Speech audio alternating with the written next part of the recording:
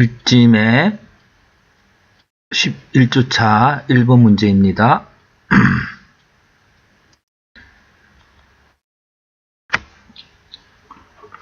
소고기 육류 섭취가 암 발병률 높인다는 것인데요. 그래서 이게 발병 높인 육체 섭취 방법이 분량과 횟수로 나눠졌고, 그 육류 섭취의 육체적 영향을 또 말했고, 그리고 확률에 대해서 이렇게 했습니다. 자, 두 번째 심혈관 이해 2번 문제가요.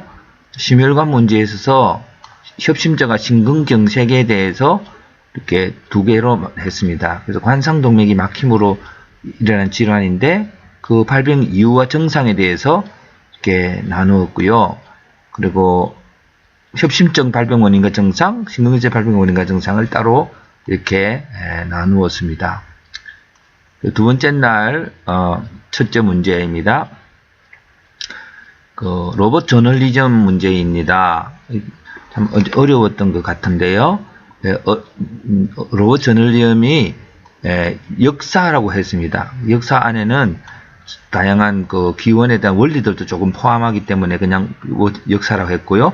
원리는 이제 이야기를 제작하는 데 필요한 지식과 정보 처리를 위한 알고리즘이고요. 단계가 초기 단계, 개발 단계, 적용 단계, 이렇게 교수님이 했던 걸 좀 본받았고요. 로봇 저널리즘 프로그램 역사가 이제 이렇게 나와 있고요. 그러면서 개발 역사와 도입 과정, 그래서 도입 과정은, 개발 기관은 그 내러티브 사이언스고 도입 기관은 포버스 이렇게 해서 도입 과정이라고 하는 게 좀 더 좋을 것 같습니다. 자, 그 다음에 두 번째 문제. 산업 디지털화입니다. 산업 디지털화가 독일 시멘스 공장 엠버크 공장에 이제 공장 디지털화, 생산 공정 디지털화 현황으로 저는 보았습니다. 현황인데 그거는 과정이 어떤 과정이 있느냐 했고요. 그 결과로 오는 영향력들, 그 영향력 중에서 불량품 제로는 어떤 목표 개인적인 회사의 목표고, 이거는 영향력, 그리고 그 사업적 능력들로 이렇게 구분해 볼 수 있었습니다. 그리고 3일차 문제입니다. 3일차 문제, 여박 총피에 대한 건데요. 결국은 그 공부의 본질이 더 중요하다라는 거. 그래서 공부에 관한 여박 총피의 지혜, 여박 총피는 뜻이고 이유와 공부와 여박 총피의 관계에 대해서 보았습니다. 그리고 두 번째 문제, 논문을 못 쓰는 이유.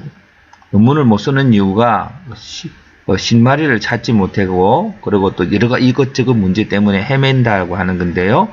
그래서 탈진이 오는 것입니다. 그래서 논문에서 문제 설정의 중요성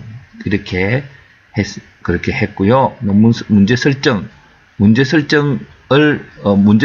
대해서 이렇게 주제는 결국 논문을 쓰지 못하는 이유는 문제가 무엇인지 모르기 때문이다 라는 결론을 할 때에 여기서 이제 여러 가지 붙여서 그 문제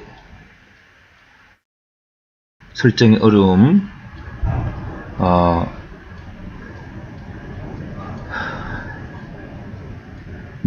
문제 설정의 논문 작성의 어려움보다는 문제 설정의 어려움,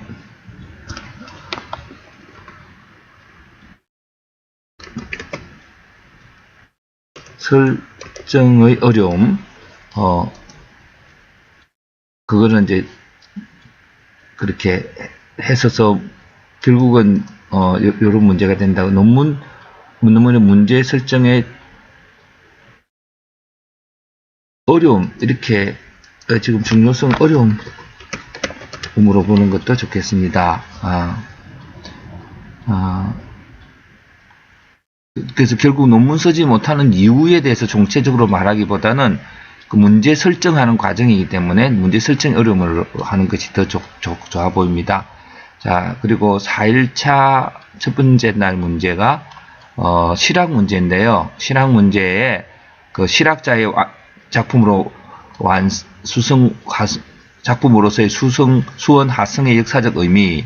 그래서 실학이라는 단어가 있고, 그 다음에 수원 하승이라는 그 실학의 작품이 있어서, 그 실학이 번성된 시대, 실학의 목표, 실학의 계획들 문제는 이런 문제였고, 근데 그 실학적 관점에서 수원 하승이 건축이 되어졌고, 그러거나 쇠퇴된 것은 정조의 죽음으로 인해서 했고, 실학에서 정조의 역할은,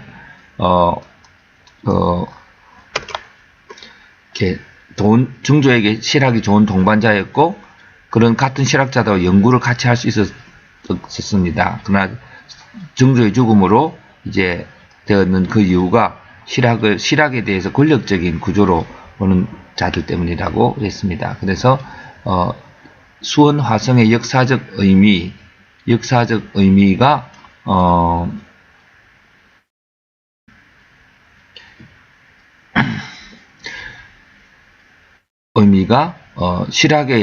실학의 그 아름다운 것들을 꼽히게 되었다라고 하는 것입니다.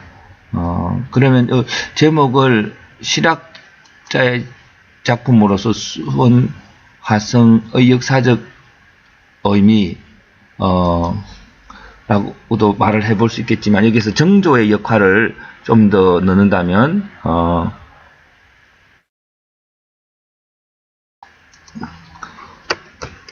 정조의 작품으로서의 수원 화성의 역사적 의미로 넣으면은 정조도 같이 이렇게 포함될 수 있을 것 같습니다.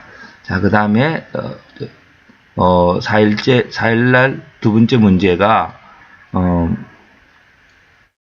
느슨한 화평법입니다. 화평법은 가습기 살균제 사태, 제2가습기 살균제 사태를 가능하게 하는 화평법의 문제. 화평법 가습기 살균 사태가 어떤 것이고, 가습기 살균 사태를 만드는 법을 제정했는데, 그것이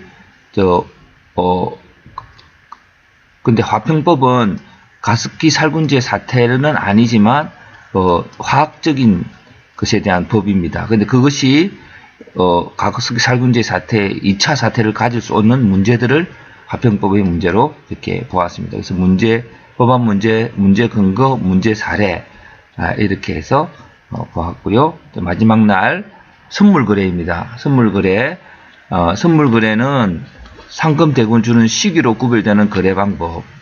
그래서 시기인데 선물거래는 선물과 현물 거래가 있습니다. 현물 거래는 거래 내용은 상품 인도 시기, 선물 거래, 현물 거래, 가격 결정 시기, 현물 거래에서 이렇게 살펴보았습니다. 그리고 선물 거래는 이제 마지막 문제인데요. 선물 거래에 대해서 그렇게 이해인데, 선물 거래의 종류와 특징. 그래서 선물 거래의 특징은 가격이 변화가 심한 물품에 대한 거고, 기원은 농산물에서도 되었고, 종류가 있고, 특별히 그 종류 중에서 외환 거래의 경우가 그렇게 어떤 식으로 하는지 구체적 예를 들어 주었습니다. 예, 그래서 선물 거래의